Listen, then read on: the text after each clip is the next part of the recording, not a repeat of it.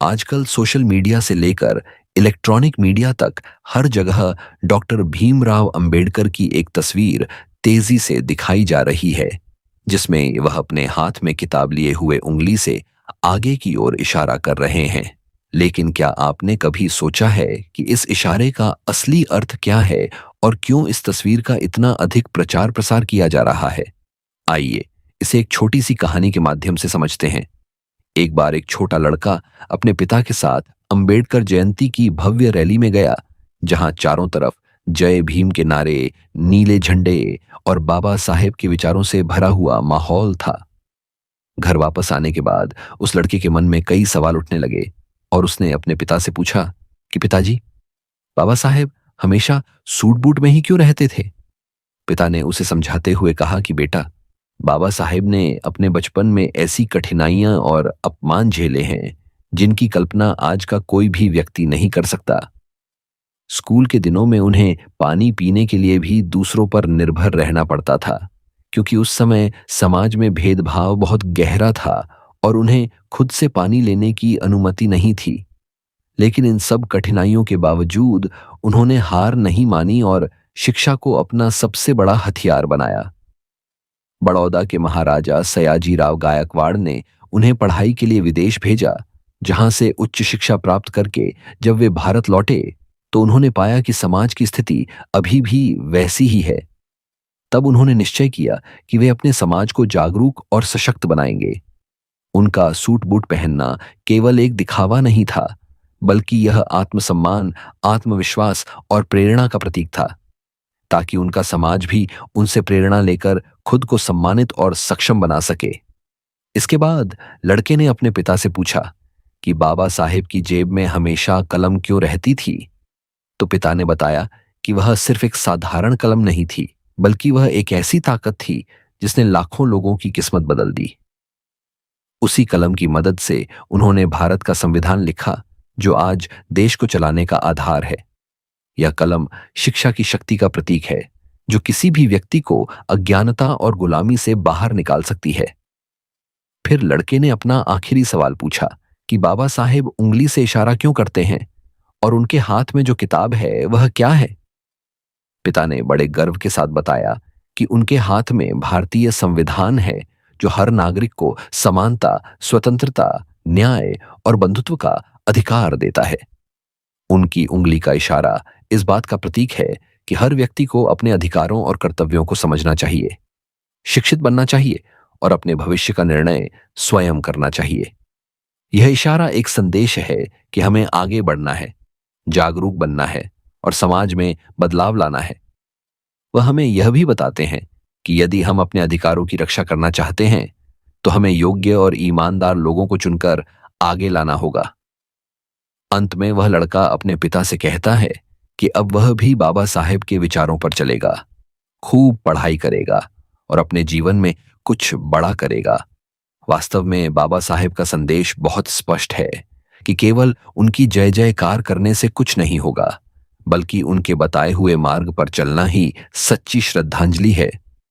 उनकी उंगली का इशारा हमें यही याद दिलाता है कि शिक्षा, जागरूकता और आत्मसम्मान के रास्ते पर चलकर ही हम अपने जीवन और समाज को बेहतर बना सकते हैं। कहानी यहीं खत्म नहीं होती, बल्कि असली सीख तो यहीं से शुरू होती है। उस दिन के बाद वह लड़का सिर्फ बातें सुनकर खुश नहीं हुआ, बल्कि उसने उन बातों को अपने जीवन में उतारने का फैसला कर लिया। अगले ही दिन से उसने अपनी दिनचर्या बदल दी।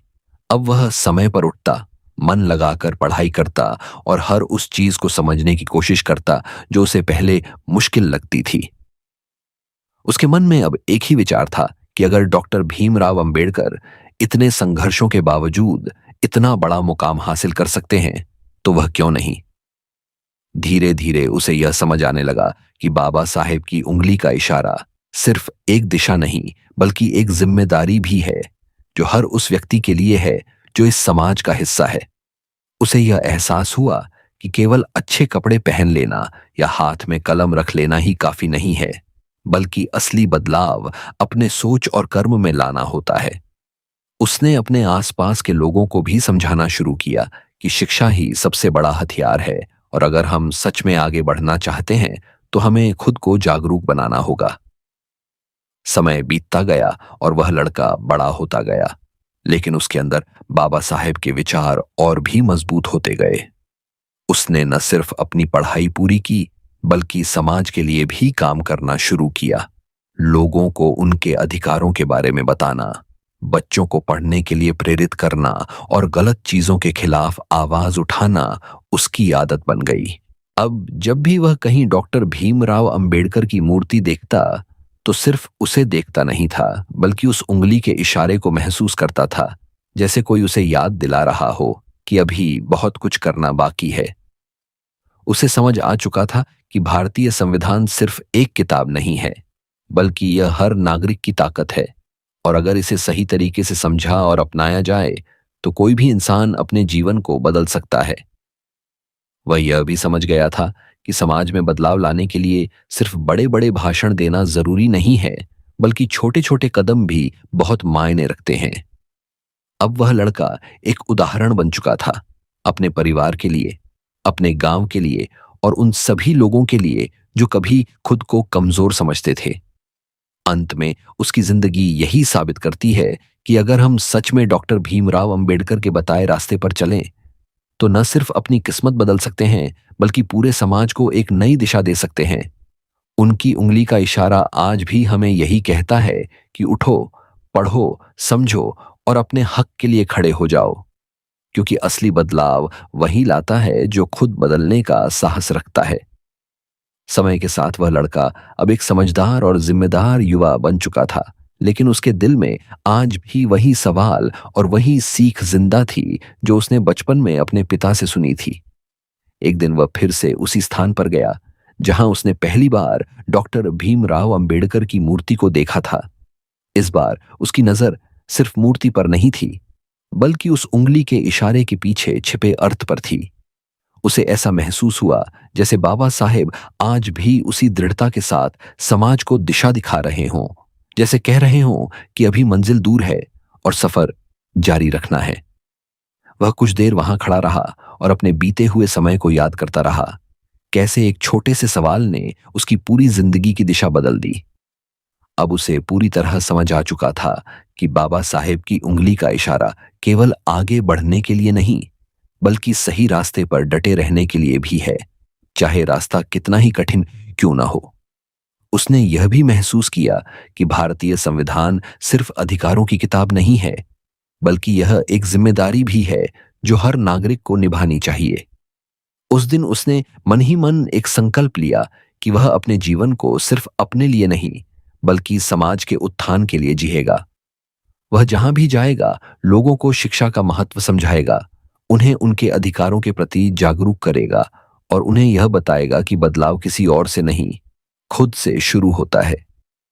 अब जब भी वह किसी बच्चे को देखता, तो उसे अपने बचपन की याद आती और वह कोशिश करता कि हर बच्चे तक वह सीख पहुंचाए जो उसे मिली थी। धीरे धीरे उसका यह प्रयास एक आंदोलन में बदलने लगा और लोग उससे प्रेरित होकर अपने जीवन में बदलाव लाने लगे। अंत में उसे यह एहसास हुआ कि सच्ची श्रद्धांजलि केवल शब्दों से नहीं, बल्कि कर्मों से दी जाती है।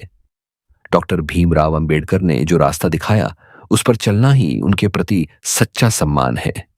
उनकी उंगली आज भी हर उस व्यक्ति को पुकार रही है जो कुछ बड़ा करना चाहता है, जो अपने हक के लिए खड़ा होना चाहता है और जो समाज में बदलाव लाने का साहस रखता है।